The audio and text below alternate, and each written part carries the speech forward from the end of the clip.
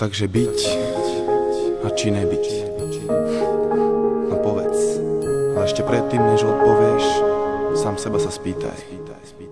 Ktorá je biela, ktorá čierna, kedy je deň a kedy noc, kde je ráj, kde je peklo, ako je dobre, ako zle, prečo áno, prečo nie, čo je začiatok, čo koniec, to som ja, to si ty. Ja teraz pýtam sa, byť či nebyť, byť či nebyť, nekonečná dilema.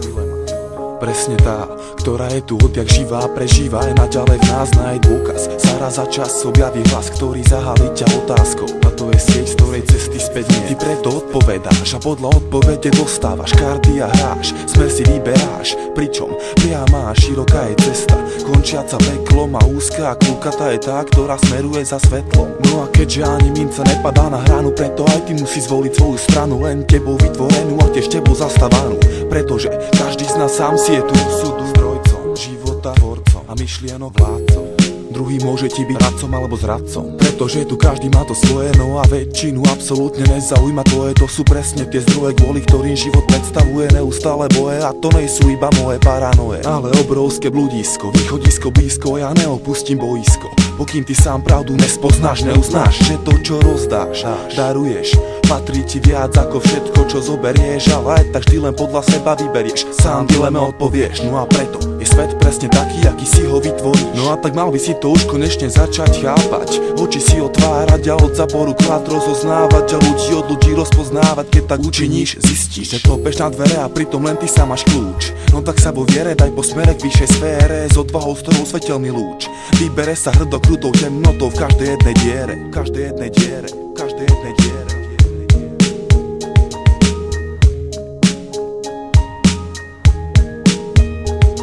Ľudská myseľ ako to miesto nekonečných súbojov, opačných pólov, protikladov. Niekedy pod nadvládou kladov, ale pravdou je častá nadradenosť záporu. Človek ale dostal ten dar, aj ty si dostal ten dar a rozhoduješ na základe vlastného výberu, svojho vlastného výberu. Všetky myšlienky vytvárajú slova, no a slova podnecujú činy, nič na svete nedieje sa len tak bez príčiny. Všetky akcie dočkajú sa reakcie, no a všetci ľudia, čo súdia, sa raz prebudia a zistia, že bezcielne blúdia nekonečnou tmou a že život už prestal byť hrou, ríšou snov a stal sa ostrou odvetových činov a poslednou metou ich životov. Sami sebe stali sa Achillovou pätou, zasiahnutou práve touto vetou, že každý raz dočká sa plodov a následky bude musieť znášať. A preto snaž sa farbu vnášať do životov iných, sivých, tých druhých, ktorých myšlienok zmocnila sa moc za majetok. Oni dokážu bez výčitok do huby ti srať a na druhý deň brata bude hrať, ale keď potrebuješ niekoho po boku mať, za chrbtom stáv, vtedy kamoš sa ti otočí, odbočí a zaútočí na lepšie postavenú osobu. Pre vlastnú potrebu a spotrebu dokáže diví, vtedy vie byť milý, plný silia v každej chvíli, ochotný na pomoc prísť, stále v ústrety výsť. Ty stal si sa Bohom a on je tvojim oddaným sluhom. Veľmi si ťa váži a stráži, ale to len pokým z teba ťaží. A všetko čo máš a čo dáš nevyťaží, čo máš a čo dáš nevyťaží. Ľudská myseľ ako to miesto nekonečných súbojov, opačných pólov, protikladov. Niekedy pod nadvládou kladov, ale pravdou je častá nadradenosť záporu. Človek ale dostal ten dar, aj ty si dostal ten dar a rozhoduješ na základe vlastného výberu, svojho vlastného výberu.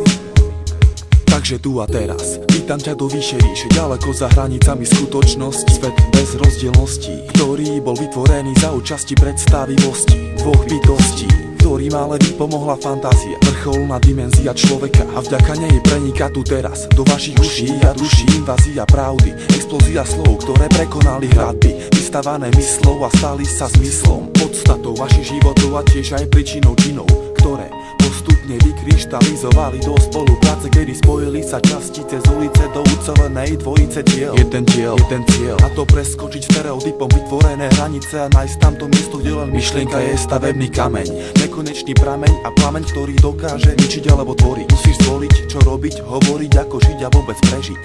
Byť či nebyť, byť či nebyť. No tak čo? Našiel si odpoveď? Ak áno, no tak povedz, kde je vlastne rozdiel medzi tebou a mnou, medzi svetlom a tmou. No a to je presne mojou nekonečnou dilemou.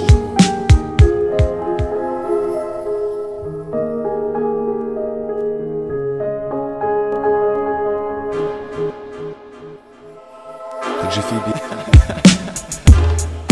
Petr Žalka a Juleman a 1-6, nech sa páči. Petr Žalka a Juleman a 1-6, nech sa páči. Petr Žalka a Juleman a 1-6, nech sa páči. Takže Fibi, počuješ? H1-6, 1-6, H1-6, 1-6, H1-6, 1-6, H1-6, 1-6, vie stačí.